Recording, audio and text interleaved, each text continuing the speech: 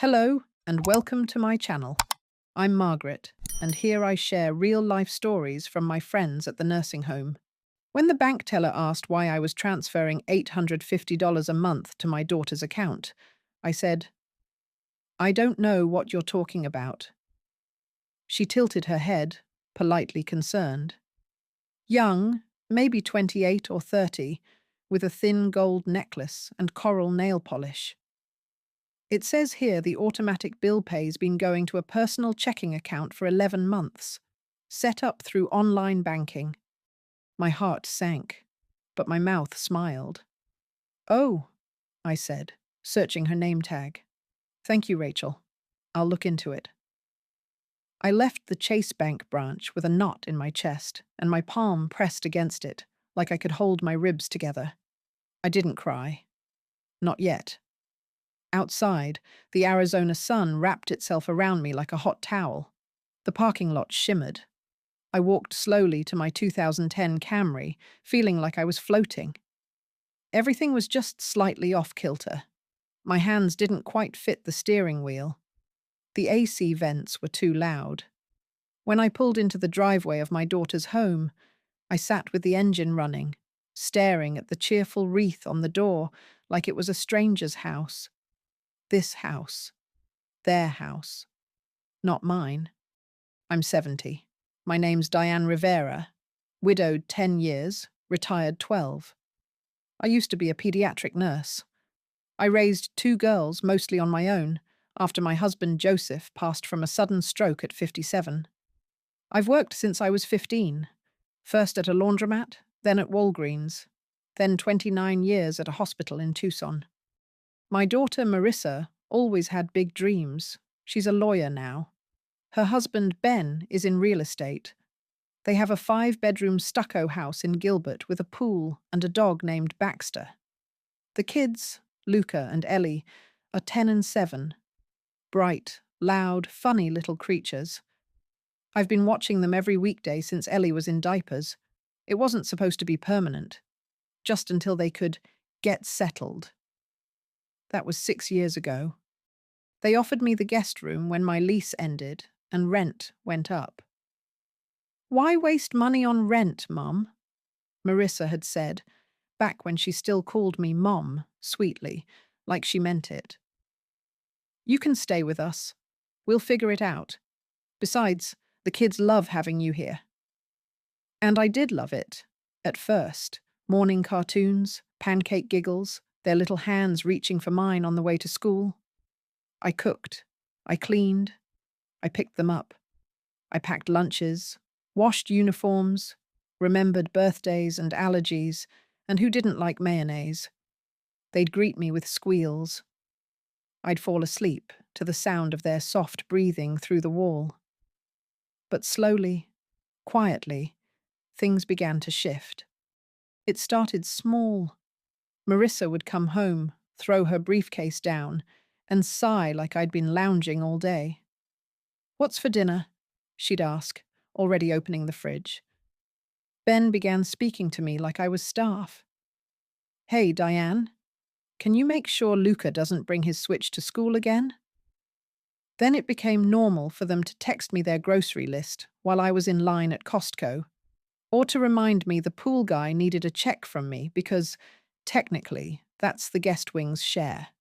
Still, I kept helping, because I thought that's what family did, because they were busy, because I loved the kids, and because, if I'm honest, I didn't want to be alone in a senior apartment watching game shows and waiting for phone calls that didn't come. But love, I've learned, can be used as currency, and mine was being withdrawn daily. 2 weeks before the bank visit, I noticed a strange transaction in my paper statement. $850 labeled online bill pay, monthly utility split. My heart skipped. I don't do online banking, never trusted it. I showed it to Marissa in the kitchen while stirring Ellie's spaghetti. She barely glanced at it. "Oh, that." Probably a bank error. They're always screwing things up. She kissed the top of my head like I was a child, not the woman who taught her to walk. I'll check it out later. But it happened again and again. And I noticed the timing. It was deducted every month on the 2nd, right after my Social Security came in. That's why I went to the bank. That's why I learned the truth. My own daughter had set up an auto withdrawal from my account to hers, $850 every month. She didn't even ask. I wasn't even worth a conversation. That night, I lay awake while the dishwasher hummed down the hall. I stared at the glow-in-the-dark stickers Luca had put on the ceiling above my bed. $850 a month. For what? Utilities? My room? Was my help not enough? I remembered the summer Ellie had pneumonia, and I stayed up 3 nights holding her hand. I remembered pulling a toy out of the toilet, bleaching the whole bathroom, and buying a new toilet brush from my own account without ever mentioning it. I remembered the time I missed my friend Camille's funeral because Marissa really needed someone to cover for the nanny. I remembered everything I'd given. And now, I couldn't stop thinking, what would they have done if I hadn't gone to the bank? What else had they taken? The next morning at breakfast, I made pancakes and sliced strawberries. Luca told me about his math test. Ellie showed me a wiggly tooth. Ben asked if I could take Baxter to the groomer since he had a showing. Marissa breezed in late and took her coffee to go. "Love you, Mum," she called, distracted. "Don't forget Ellie's ballet is at 4:30, not 5. I stood there in the kitchen, holding the spatula, watching the family move around me like a stage prop. A helpful extra, background noise. No one asked how I slept. No one noticed the tremble in my hand. I felt like a ghost in my own life. But I wasn't gone yet, and I wasn't powerless. That night, I called my old friend Beverly, a paralegal who now works with elder advocacy. She picked up on the second ring. "Diane." "It's been years." I told her everything. When I finished, there was silence. Then, "That's theft, sweetheart. Plain and simple." She gave me the number of a lawyer, someone gentle, someone who listens. "You don't have to sue anyone," she said. "But you do need to protect yourself, and maybe it's time you start choosing you." Her words settled inside me like warm tea. Maybe it was. It took me 2 days to gather the courage to call the lawyer Beverly recommended. Her name was Cynthia Torres. She had a low, steady voice and a way of listening that made me feel like I wasn't crazy. We met at a little office suite next to a dentist in Chandler. She offered me lemon water and let me take my time. I brought my bank statements, a notebook with dates I'd written down, and my shame. Cynthia read in silence for a while. Then she looked up and said softly, "Mrs. Rivera, you know this isn't okay, right?" I nodded, eyes stinging. "You don't owe them money. You're providing full-time childcare. What they've done, setting up automatic withdrawals without your informed consent, that's financial exploitation, especially because of your age." Her words landed hard, not just because they were true, but because part of me had been waiting to be told I wasn't overreacting, that I wasn't imagining it, that I hadn't failed just because I'd hoped for love and gotten ledger lines instead. She gave me options, legal steps, protective filings. But the most powerful advice was the simplest. You have the right to say no. You have the right to leave. That night, I went back to their house and made dinner as usual. I held Ellie's hand as she brushed her teeth. I laughed at Luca's fortnight impressions. I kissed them both goodnight. But my heart had already moved elsewhere. I was counting the days, and they didn't know it yet. I started noticing things I had ignored before. Ben's casual insults disguised as jokes. "You going senile, Diane? You've told that story 3 times." Marissa's tight voice when I didn't get the laundry exactly the way she liked it.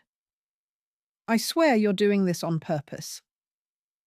The way they rarely said thank you, the way they always seemed irritated when I took a nap or read a book, or heaven forbid, had a doctor's appointment of my own. I became invisible, unless I was useful. And I began to realize how long that had been true. They hadn't asked how I planned to live out the rest of my years. They hadn't even asked if I was okay. They just assumed I'd be there, a fixture, a free service.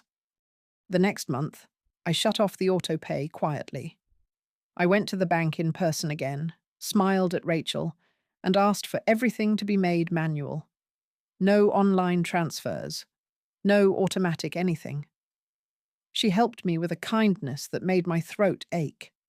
Back at the house, I began packing small things: books, photos, a pair of earrings my mother left me. I didn't want to give them the satisfaction of a fight. I didn't want to explain. I wanted to exit, not beg.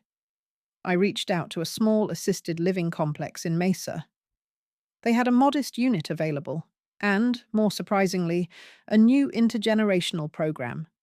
They were hiring part-time residents as aides for after-school activities and tutoring. I interviewed. I told them about my nursing background, about Luca and Ellie, about how much I missed feeling useful on my own terms. The director smiled. "We could really use someone like you, Diane."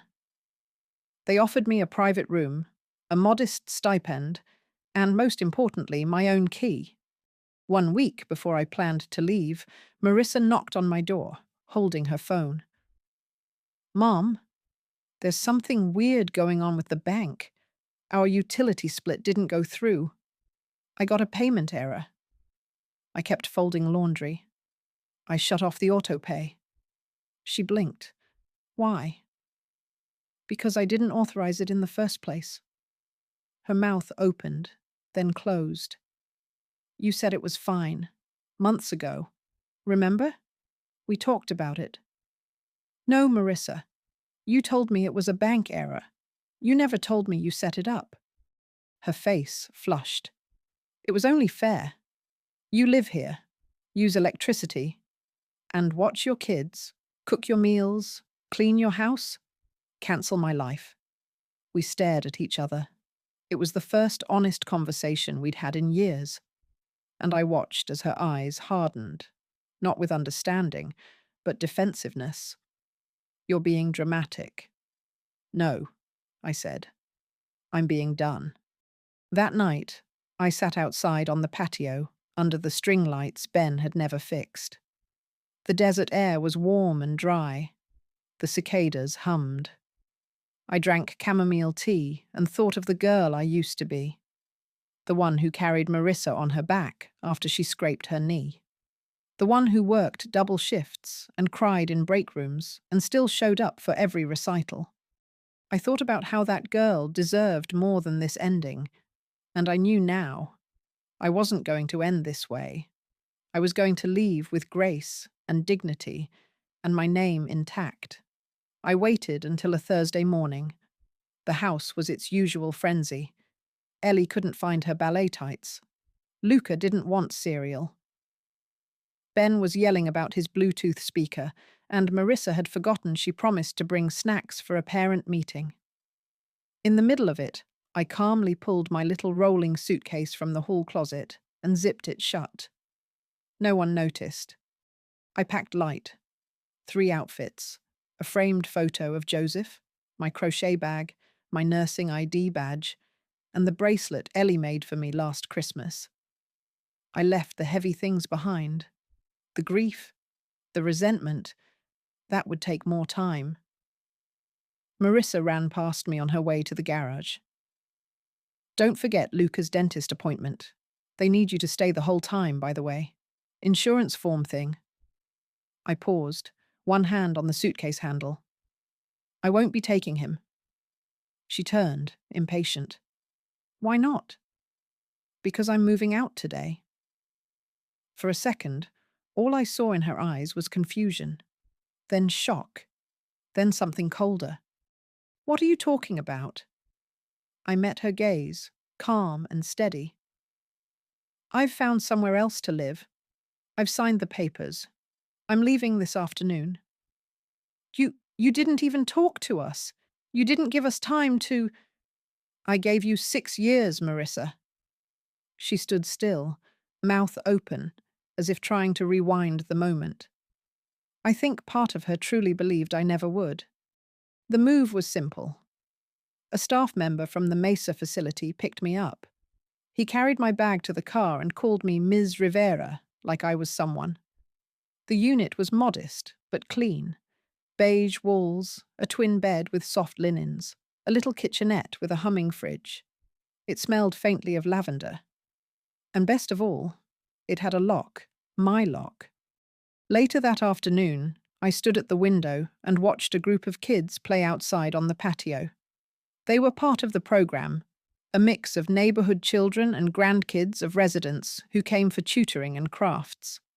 The director, Angela, brought me a binder with my schedule. 2 hours a day, Monday through Friday. Help with homework, oversee snacks, maybe read with the younger ones. I nodded. I can do that. She smiled warmly. You're doing more than you think. The first night alone, I expected to cry, but I didn't. Instead, I sat at my new kitchen table, made myself a simple grilled cheese, and listened to the quiet. No doors slamming. No chores shouted across rooms. No, "Mum, can you," echoing from down the hall. Just me. And in that stillness, I started to remember who I was before I became a service. They didn't call that night, or the next. On Saturday, I received a short, clipped text from Marissa. I hope you're happy. You've completely disrupted the kids. They don't understand. We had a system. I didn't reply. On Sunday, I got another message. Ellie's asking for you. She doesn't get why you're gone. Luca's upset too. Please call. I sat with that one longer. The truth is, I missed them too. But I knew going back would mean erasing the boundary I'd finally drawn. Instead, I asked Angela if I could invite them to visit me at the center. She nodded. We have a nice garden area. Let them come see your life now. When I sent the invitation, Marissa replied, We'll come next weekend, but I'm only bringing them, not Ben. I simply texted, That's fine. The following Saturday, I waited on the patio with 2 lemonades, a sketch pad, and the beaded bracelet Ellie made for me. I watched a squirrel leap from one palm tree to another and told myself not to expect too much. Then I saw them. Small sneakers first, then backpacks, then their faces. Grandma? Ellie ran to me so fast she tripped over a hose. I caught her mid-stumble and held her tighter than I meant to. Luca followed, older now, more reserved. Hey, Grandma? I smiled. Hey, honey. Marissa stood awkwardly near the sidewalk. She looked thinner, more tired. Her eyes scanned the center like she was calculating its square footage. This is nice, she said finally. I didn't respond. I looked down at Ellie. Want to see my room? They followed me in. I showed them my little bookshelf, the snack cabinet, the photo of Joseph. You live here? Ellie asked, incredulous. Yes, and I help the kids after school. We do puzzles. Some of them don't have grandparents nearby. But you're our grandma, she whispered, suddenly upset. I knelt down.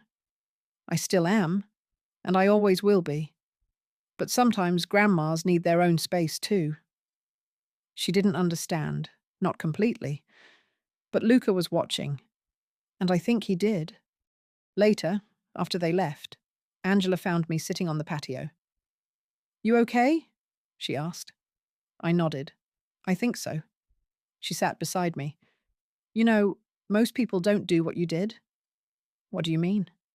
Most people stay. Keep hoping, keep giving. even when it breaks them. I looked at my hands, folded in my lap. I stayed too long. I thought love meant always saying yes. Angela touched my shoulder gently. Maybe love also means saying no when someone forgets your worth. I let the sun fall on my face, let the breeze ruffle the collar of my blouse. I wasn't just recovering. I was becoming someone new. 3 weeks passed. In that time, I learned how to play Uno with 8-year-olds who bent the rules with glee. I drank mint tea with a retired math teacher who reminded me of my sister. I crocheted a blanket in cheerful blues and yellows. I started sleeping through the night. At first, I worried I'd feel lonely, but what I felt instead was spaciousness, like someone had finally opened a window in a room I didn't know was suffocating me. I got to know the other residents too. Norma in 3B, who was writing her second memoir. George down the hall, who brought me peaches from his son's orchard. The young staff called me Miss Diane and waved every time they passed. And the kids. Oh, the kids. They came running to the activity room after school like bees to a hive. I helped them with homework, taught one little girl how to braid, listened to long, rambling stories about pets and bullies and Minecraft. They didn't care how old I was. They just cared that I listened. I was needed, but not used. And that made all the difference. About a month after I moved out, Marissa called again. I almost didn't answer, but something in me wanted to hear her voice. Maybe I hoped for an apology. Maybe I just needed to know she still felt something about it. "Hey," she said flatly. "I just wanted to let you know we hired a nanny." I waited. "She's fine," Marissa added. "But Ellie cries more. Luke has been more withdrawn. I think he misses you." I took a breath. I miss them too. "You could come back. Just part-time. A few days a week. We'd pay you." That last part stung more than I expected. Now she was offering payment. "I'm happy where I am," I said gently. There was a pause on the line. I could hear her trying to find a hook, something to reel me back in. "But this place, how long can you really live there? You're not rich, Mom." "No," I agreed. "But I'm free. That's worth more." Click. I'd be lying if I said it didn't hurt. But there was a deep, slow healing happening inside me, like a bone that had been set properly after being crooked for years. The next day, Ellie drew me a picture and mailed it with a note. "I miss you, Grandma. I want to live where you live. You have gardens and snacks and smile more." I cried for a long time after that, but not out of pain, out of something closer to gratitude. 3 weeks later, Ben showed up at the center. Angela found me in the rec room and said, "There's a man outside. Says he's your son-in-law." My stomach turned, but I nodded. "Send him to the patio." He came in wearing sunglasses and a stiff collared shirt, holding an iced coffee. He didn't offer a hug, just sat across from me and looked around. "So, this is where you're hiding?" "I'm not hiding," I said. "I'm living." He made a sound that was half laugh, half scoff. "You know Marissa's been a wreck, right? She's juggling everything. The nanny already quit. She said you were difficult." I waited. He leaned forward. "Look, I know we got off on the wrong foot, but this isn't sustainable. You leaving like that? It messed things up. You could have just asked for help." I looked him in the eye, calm as stone. "You stole money from me, Ben." He blinked. "You and Marissa set up a system to drain $850 a month from my account, without permission. You never once discussed it." "We were covering your costs." "No, you were charging me for love." He shook his head. frustrated. What do you want? An apology? Fine, I'm sorry. I stood up, straightening my spine. I don't want anything. That's the difference between us. I gave freely. You took. He stood too, towering over me. You're not coming back, are you? No, I said. I already did the hard part. I left. He looked around again, like seeing the place for the first time. I watched him realize I wasn't miserable, that I had people, purpose, safety. He left without another word. I watched him walk back to his car. I didn't feel rage, just release. 2 days later, Angela handed me a manila envelope with my name on it. Inside was a letter from Marissa. It was short. Mum, I don't know when we became so transactional. I don't know how to fix what's broken. But I hope someday you'll come back into our lives. If you can't, I understand. I'm sorry I didn't say thank you more. I'm sorry I made you feel like less than what you are. Love, Marissa. I sat with the letter in my lap for a long time. My throat burned. I didn't reply, but I kept the letter. Sometimes justice isn't a slammed door. It's the quiet sound of someone realizing you were never theirs to exploit. It's been 8 months now. I wake up every morning to the soft hum of birds outside my window. I drink my coffee slowly. I stretch my legs. I decide what I want to do that day. Sometimes I help with the kids' tutoring. Other times, I volunteer to organize the small community library we've set up in the corner room. I read more now. Biographies, mysteries, even poetry again. My days are quiet, but full. No one rolls their eyes when I forget a name. No one keeps a secret hand in my wallet. I get to choose how I spend my energy. I get to rest without guilt. And that freedom, oh, how sacred that is. A few weeks ago, Ellie visited again, this time with Luca. No Marissa. They brought me a jar of lemon marmalade, handmade cards, and photos they printed at school. Luca hugged me longer than usual. Ellie climbed onto the couch beside me and curled into my side like she used to. Do you like it here, Grandma? She asked. I do, I said, brushing a strand of hair from her forehead. You don't miss us too much? I looked at her, and my heart ached. I miss you all the time, but I like myself here. She nodded, as if that made perfect sense. We spent the afternoon colouring, eating oatmeal cookies, and playing Would You Rather, until Luca snorted lemonade through his nose, and we all laughed so hard, my ribs hurt. As the sun lowered, Marissa's car pulled into the lot. She didn't get out. The kids hugged me again, tight, like they were trying to say things they didn't yet have words for. I kissed their foreheads and watched them run back to the car. Marissa waved. I waved back. It was enough.